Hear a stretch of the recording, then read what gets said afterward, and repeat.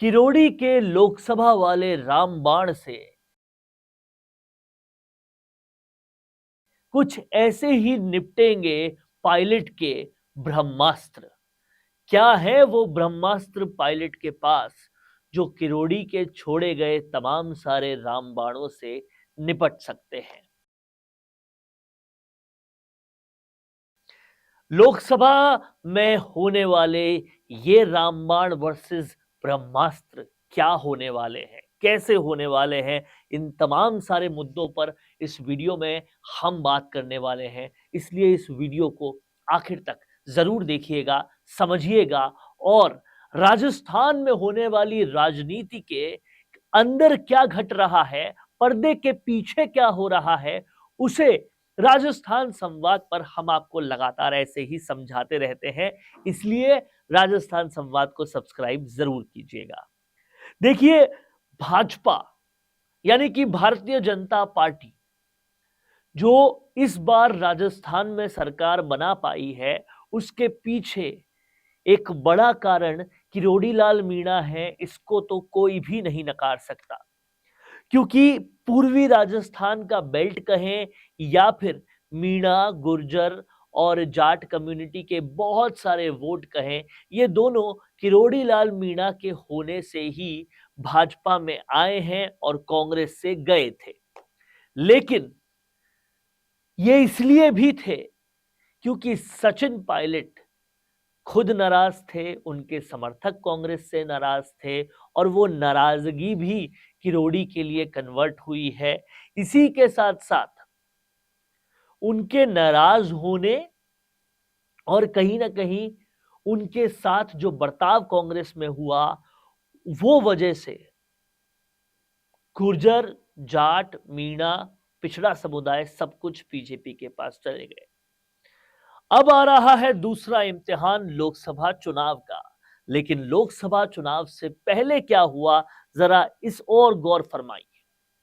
अब अगर आप इस बात को समझेंगे कि पायलट की वजह से, पायलट के नाराज होने की वजह से, कांग्रेस ने पायलट के साथ जो कुछ भी किया उसकी वजह से उनके समर्थक गुर्जर, जाट, मीणा सब बीजेपी की तरफ डाइवर्ट हो गए और ईस्टर्न राजस्थान के बेल्ट के साथ साथ बहुत बड़ा इन जातिगत वोट बैंक वाला वोट भाजपा को मिल गया किरोड़ी लाल मीणा की बदौलत और पायलट की नाराजगी की बदौलत।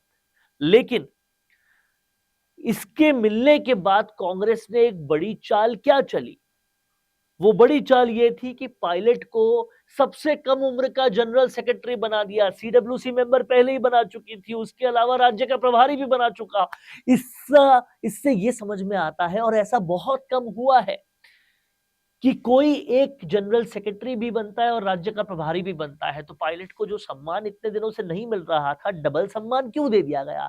क्योंकि उन्हें पता था कि ये जो हार हुई है, या ये जो सोच 150 प्लस सीटों का रहे थे और 70 ही आके रह गई, ये पायलट की नाराजगी की वजह से हुई और वो नाराजगी ट्रांसफर होकर किरोड़ी लाल मीणा के पास गई, इसलिए उन्हें सम्मान दे दिया गया। अब पायलट को मिल चुका है सम्मान, और पायलट को जो सम्मान मिला है वो अगर आगे भी जारी रहता है और उनके लोगों को लोकसभा का टिकट भी मिल जाता है, तो क्या ऐसी पोजीशन लोकसभा चुनाव में रहेगी? क्या किरोड़ी लाल मीणा कुछ जलवा दिखा पाएंगे? ये वाकई सोचने वाली बात है, और इसीलिए हमने आपको कहा कि लोकसभा में किरोड़ी के रामबाण को परास्त कर सकते हैं सचिन पायलट के ब्रह्मास्त्र। और सचिन पायलट ने कहीं ना कहीं इस सम्मान के बदले कांग्रेस को वो ब्रह्मास्त्र देने का फैसला कर लिया है, और उन्होंने तीर का तरकश पूरी तरह से पीछे कर लिया है ताकि वो ब्रह्मास्त्र चला सके। और वो ब्रह्मास्त्र बहुत सारे हैं।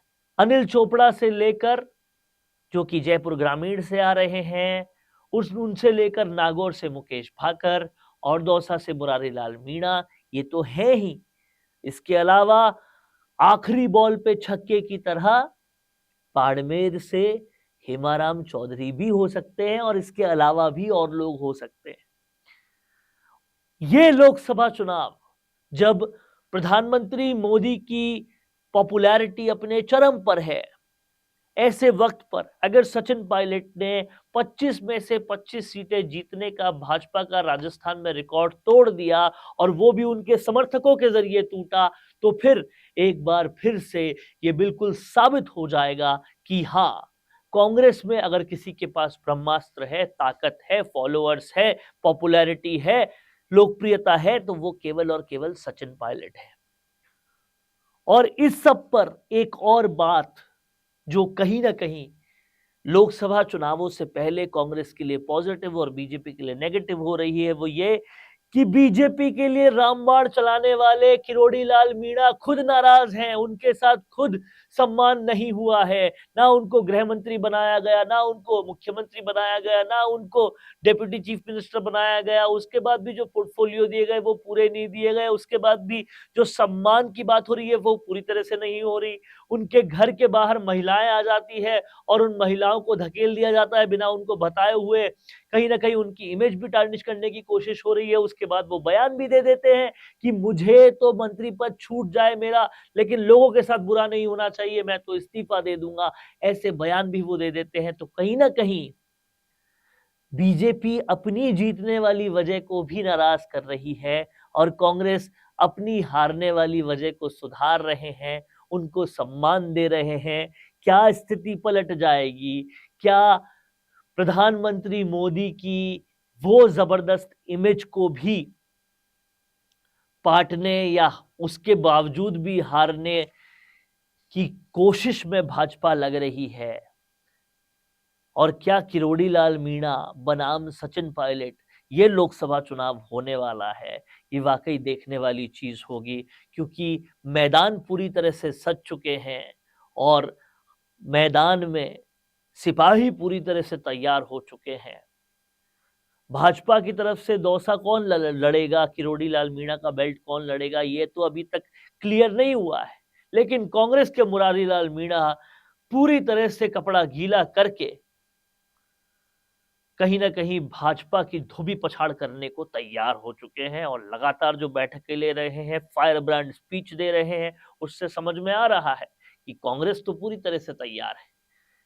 क्या इस बार पासा पलट सकता है?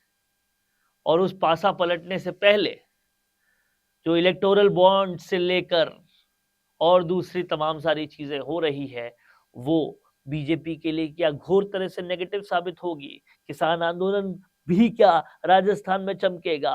और उस पर से पायलट का करिश्मा क्या कांग्रेस को भाजपा का रिकॉर्ड तोड़वा के देगा? और अगर सचिन पायलट ने ये तोहफा कांग्रेस को दे दिया तो कांग्रेस में क्या उनकी इज्जत और बढ़ जाएगी? क्या केंद्र कांग्रेस में वो और बड़े हो जाएंगे?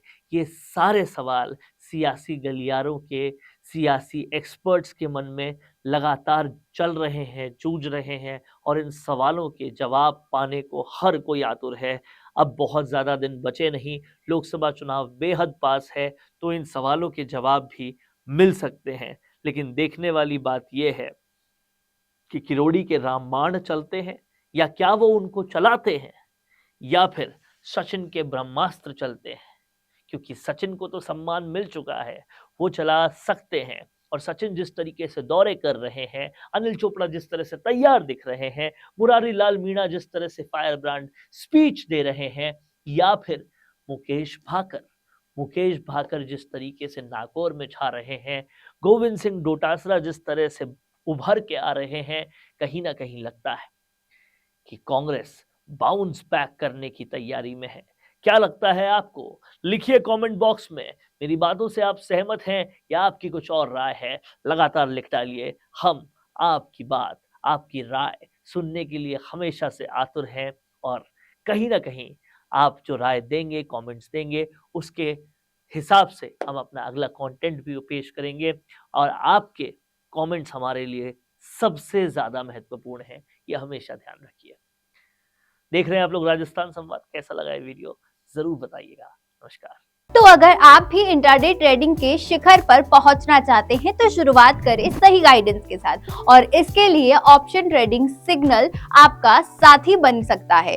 So don't hesitate, join option trading signal Telegram channel now, जिसकी जानकारी आपको वीडियो के डिस्क्रिप्शन में शो हो जाएगी।